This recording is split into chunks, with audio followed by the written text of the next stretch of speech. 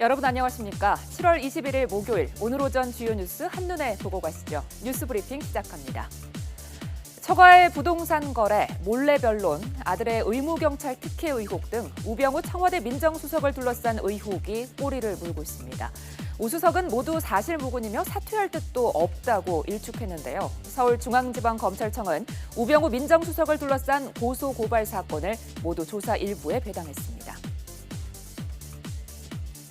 공기청정기와 차량용 에어컨 58개 모델이 가습기 살균제 독성과 비슷한 유독물질을 내뿜는 것으로 확인됐습니다. 옥틸 이소티아졸론, OIT라는 물질입니다. 대부분 3M에서 나온 향균 필터를 사용했는데 정부가 회수 권고 조치를 내리기로 했습니다. 서울시 산하 소방서 소방관들이 수당을 부당 수령했다 대거 적발됐지만 아무도 징계를 받지 않았습니다. 1,000원만 받아도 처벌 간다는 이른바 박원순법을 시행하는 서울시가 산하기관의 비리에 대해서는 솜방망이 처벌에 그치고 있습니다. 4.16 세월호 참사 특별조사위원회는 올해 1월부터 6월까지 단원고 희생학생 유가족 145명을 심층 면접한 결과 56%인 79명이 외상 후 스트레스 장애를 겪고 있는 것으로 조사됐다고 밝혔습니다. 쿠데타 시도를 진압한 에르도안 터키 대통령이 진압 나흘 만에 3개월 국가 비상사태를 선포했습니다. 앞으로 석 달 동안 국민의 기본권이 제한되고 대통령에게 법령에 준하는 권한이 부여됩니다. 대대적인 숙청 속에 직위 해제된 군인과 공무원 등은 6만 명을 넘어섰습니다. 중국 북부 지역에 19일부터 20일 새벽까지 기록적인 폭우가 내려 수도권 수도 베이징 도심 기능이 일부 마비됐습니다. 중국 언론들은 20일 오후 4시 현재까지 쿤밍과 상하이, 우한, 다롄행 항공편 등 모두 226편이 결항됐다고 전했습니다. 네, 이제 본격적인 휴가철입니다. 빈집털이가 극성을 부리는 시기이기도 하죠. 휴가지로 떠나기 전 문단속 하셔야 될 텐데요. 경찰과 보안업체에 문의하면 더 확실히 빈집털이에 대비할 수 있습니다. 8월에 휴가를 가는데 뉴스를 보니까 도둑들이 장비를 사용해서 빈집털이를 하는 거 봤거든요. 그래서 집 비우기가 걱정이 돼요. 외부에서 뭐 화재 감지기라든지 이런 걸 설치를 해서 도용해서 유출이 될 수 있으니까 반드시 디지털 비밀번호를 바꿔놓고 출발하시는 게 좋습니다.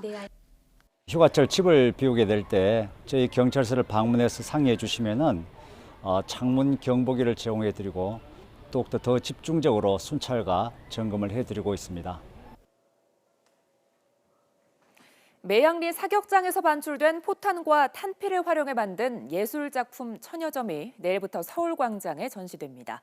평화의 소녀상과 베트남 피에타 등의 작품으로 평화의 메시지를 전달해온 김운성, 김석영 부부 작가의 작품입니다. 두 작가의 작품 설명 차례로 들어보시죠.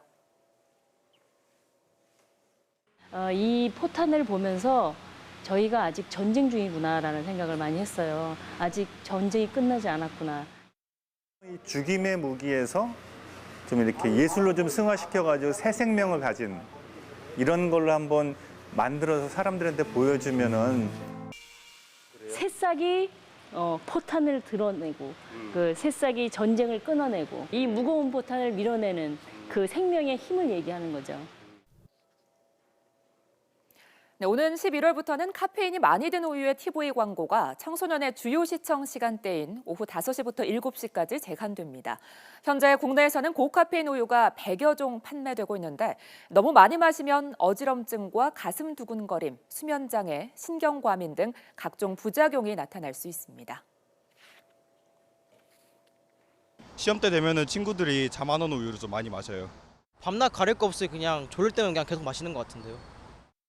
때문에 이뇨작용이 굉장히 심각하게 일어남으로써 칼슘 등의 무기질들이 빠져나가서 이제 어린아이임에도 불구하고 골다공증 같은 이제 증상들이 생겨서 쉽게 이제 골절. 박근혜 대통령이 잠시 뒤인 오전 10시 반 국가안전보장회의를 주재합니다. 북한의 탄도미사일 발사 등 최근 북한의 도발 위협에 따른 안보 현안을 점검할 예정입니다. 박 대통령 주재 국가안전보장회의는 사드 후속 대책이 논의됐던 지난 14일 회의에 이어 2주 만이고 올해 들어 5번째입니다. 북한은 그제 탄도미사일 발사에 대해 남한의 항구와 비행장을 선제 타격하는 것을 목표로 훈련했다고 밝혔습니다. 일부러 사거리를 줄여서 훈련했다는 겁니다. 조선중앙TV 방송 함께 보시죠. 이번 발사 훈련은 미제의 핵전쟁 장비들이 투입되는 남조선 작전 지대 안의 항구 비행장들을 선제 타격하는 것으로 모의하여 사거리를 제한하고 진행했으며 여야는 사드 배치 결정 과정과 효용성, 외교적 파장을 놓고 공방을 이어갔습니다. 새누리당은 사드가 북한의 핵미사일 위협에 대비한 것이라고 강조했습니다. 이에 맞서 야당은 한반도 사드가 장기적으로 미국의 미사일 방어 체계, MD 체계에 편입되기 위한 수순이 아닌지 우려했습니다.